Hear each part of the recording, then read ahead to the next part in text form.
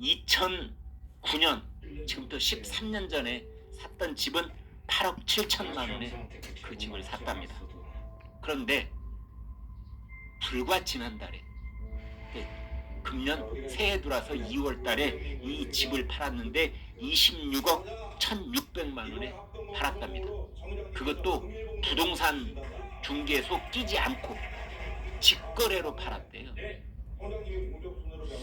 직거래로 팔았다는 것은 매우 어떤 긴밀한 상호관계가 있지 않으면 사실은 성사되기가 힘든 그런 거래가 부동산에 있어서 특히 뭐 이게 무슨 뭐 중고 물품 팔고 사는 뭐 당근마켓 이런 것도 아니지 않습니까?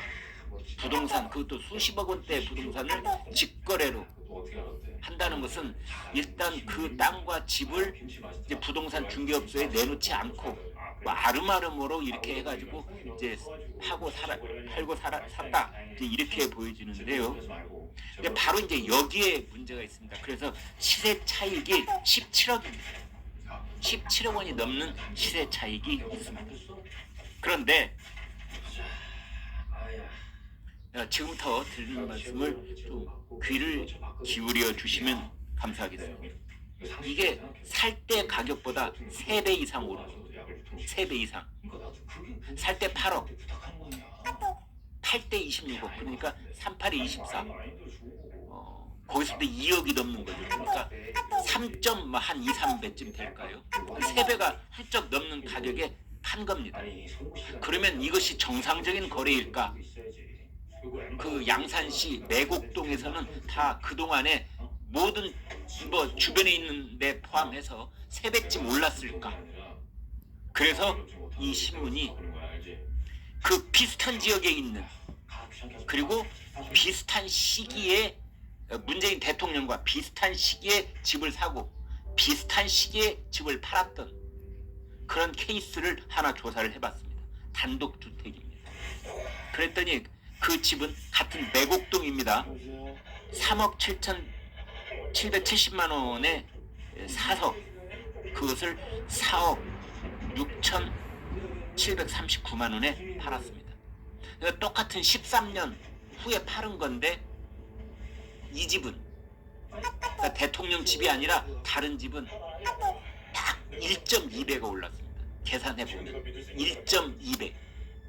경남 양산시 매곡동 다른 단독주택은 13년 만에 팔았는데 1.2배. 그런데 문재인 대통령은 3.2배의 시세 차익을 남긴 겁니다. 그래서 이제 아주 궁금증이 있는 겁니다. 누가 집을 사준 것은 아닐까? 시세보다 훨씬 비싼 가격. 이제 이런 궁금증이 생기는 겁니다.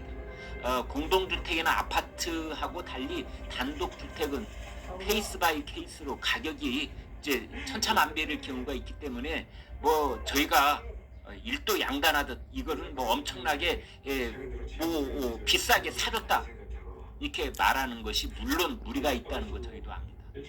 그래서 그 비슷한 기간 동안에 집을 사고 팔았던 바로 같은 동네 매곡동 다른 케이스를 이렇게 견줘본 겁니다. 근데 다른 집은 1.2배.